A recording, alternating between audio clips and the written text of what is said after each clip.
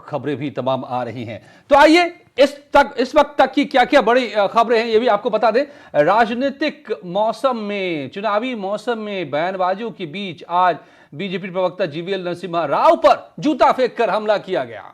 राव और भूपेंद्र यादव साध्वी प्रज्ञा पर BJP headquarter में प्रेस कॉन्फ्रेंस कर रहे थे जब यह घटना हुई। हालांकि जूता फेंकने वाले इस शख्स को तुरंत सुरक्षा कर्मचारियों ने पकड़ लिया। बिल्कुल, शक्ति भार्गव उसका नाम बताया जा रहा है और शक्ति भार्गव की मां का कहना है, जिनका नाम दया भार्गव है, वो कह रही कि मेरा बेटा मानसिक तौर पर थोड़ा सा कमजोर है, तो हो सकता है कि इसलिए उसने इस तरह की घटना की हो। लेकिन इससे पहले हम आपको लगातार कवरेज दिखा रहे थे, इस बुलेटिन से पहले उसका पूरा फेसबुक अकाउंट हमने खंगाला है, तो उससे कहीं से ये नहीं लग रहा है कि वो मानसिक तौर पर कमजोर है। सुरक्षा कर्मियों ने हालांकि उसे पकड़ा, उसे जमकर पीटा, उसे वहां से तुरंत बाहर लेकर गए।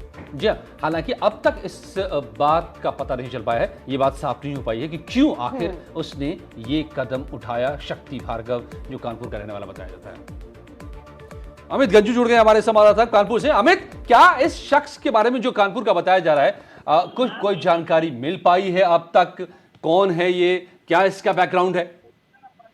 देखिए अजय, मैं आपको बताना चाहूंगा, निश्चित तौर पे ये बहुत शार्प व्यक्ति है जो कहीं ना कहीं समय समय पर देश बदलता रहता है। इसका बेसिकली प्रोफेशन जो है लैंड के रिलेटेड काम करना है, और नोटबंदी के बाद जिस प्रकार से पैसों का आदान प्रदान हुआ और एक लंबी लोगों की फेरिस्त इसके पास से निकली, जिनके मनी को उसने चेंज करने के लिए, लैंड पॉइंट ऑफ व्यू से रखने के लिए तमाम लोगों को लिया था। इसमें इसके पूरे ग्रुप में 3 चार्टर्ड अकाउंटेंट्स जुड़े हुए हैं, जिसमें ये खुद डॉक्टर प्रोफेशन से है, लेकिन इसने कभी भी आज तक कोई प्रैक्टिस नहीं की।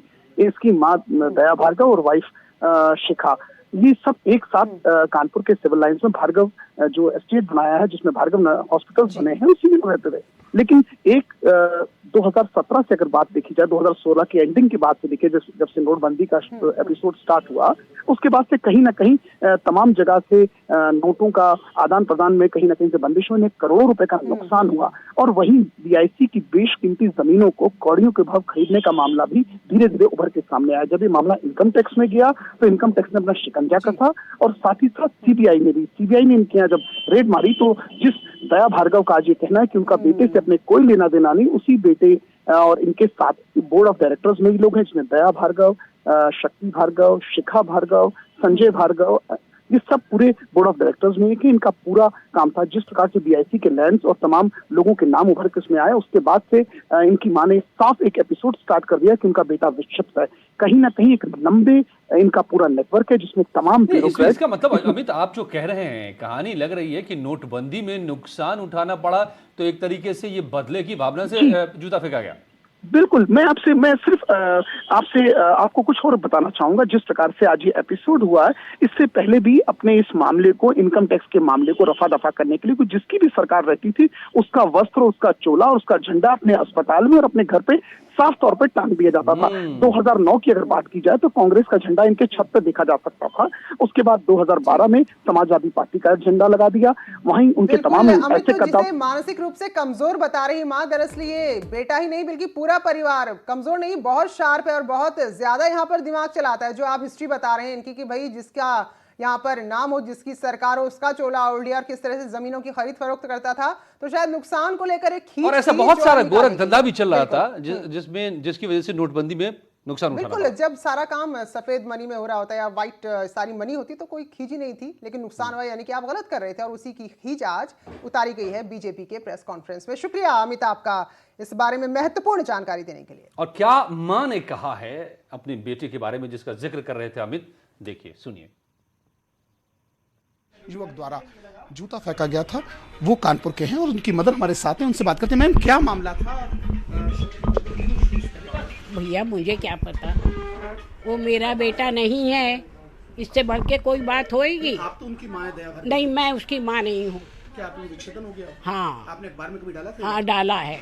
कटिंग लेना हो तो देख के कटिंग दे देंगे आपको। क्या कारण अचानक आपके साथ रहते थे मैम? अच्छा, तो रहे, उसकी दिमागी प्रॉब्लम कुछ ऐसी है जो हम लोग को तंग करता था, इसलिए हम लोग ने उसको अलग कर दिया। तो अब उसका कोई लेना देना आपसे नहीं?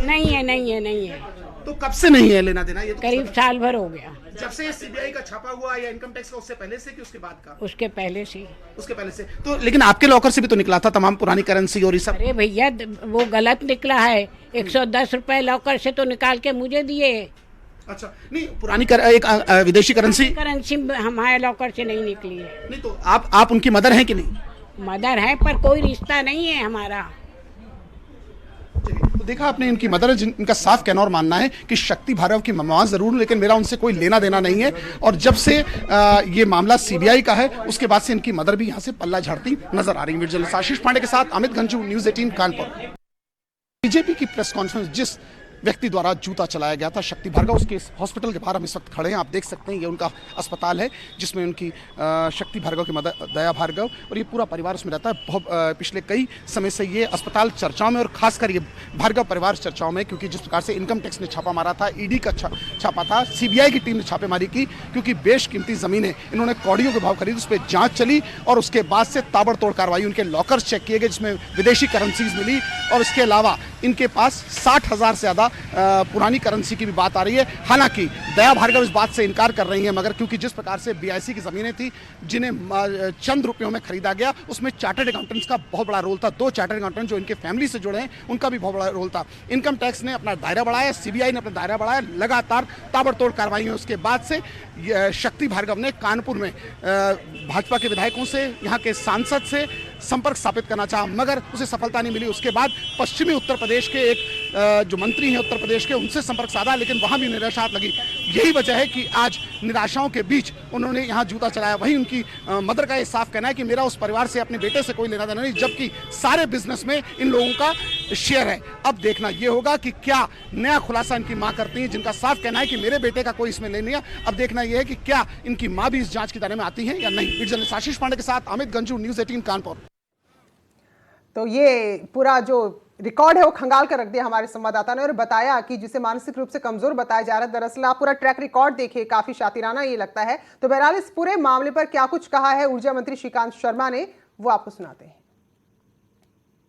है ये, और मुझे लगता है कि बहुत एक मानसिक रोगी ही इस तरह की कोई हरकत कर सकता है। पुलिस को हैंडओवर किया गया है और इन्वेस्टिगेशन हो रहा है, क्या है, कहां से आया है, कौन है, क्या मकसद है। चुनाव चल रहा है कि ये साजिश साजिश तो अपोजिशन की रही है लंबे समय से कहीं ना कहीं, और वो फ्लॉप भी हुए हैं। जनता आज हमारे साथ है। अब वो कौन से साजिशकर्ता का हिस्सा है, क्योंकि यहाँ षड्यंत्र तो बहुत बड़े षड्यंत्र हमारे खिलाफ हो रहे हैं, लेकिन जनता हमारे साथ है और इस तरह के जो षड्यंत्र हैं इनसे ये लोग सफल होने वाले नहीं हैं, बल्कि जो आदमी है वो एक्सपोज होगा और किसने भेजा है उसको। बड़ी बात एक निकल करके आ रही है इस जूता कांड से, और वो ये कि नोटबंदी से कैसे कैसे लोग प्रभावित हुए। जो काले में कारोबार करते थे, जो सरकार को टैक्स नहीं देना चाहते थे, नहीं देते थे, चोरी करते थे टैक्स की, वो लोग ज्यादा प्रभावित हुए हैं। उन्हीं में से एक ये हैं अब तक जो बातें निकल करके आ रही हैं, और उसी का बदला लिया जा करके कि क्यों तुमने मेरे काले कारोबार पर ताला लगाया, इसलिए जूता। बिल्कुल, तो अजय कह सकते हैं कि बीजेपी के फेवर में रहा, भले ही जूता उछालने की गलत बात थी जो कुछ प्रेस कॉन्फ्रेंस में हुआ, क्योंकि जो रिकॉर्ड है वो बता रहा है कि भाई कैसे आप यहाँ पर पूरी तरह से 1-2 का 4 करते थे, पूरी गड़बड़ झाला आपने कर रखा था और आपके कारोबार पर असर पड़ा नोटबंदी का, उसी से आप तिलमिलाए हैं। तो इससे साफ है जो लगातार दावा किया जाता है कि भाई जिनके पास काला धन था उसे नुकसान हुआ, जिनकी अपनी मेहनत की कमाई थी, ईमानदारी की कमाई थी, उसे कोई नुकसान नहीं हुआ है। तो फिलहाल एक छोटा सा ब्रेक ले रहे हैं, लौटेंगे। तमाम खबरों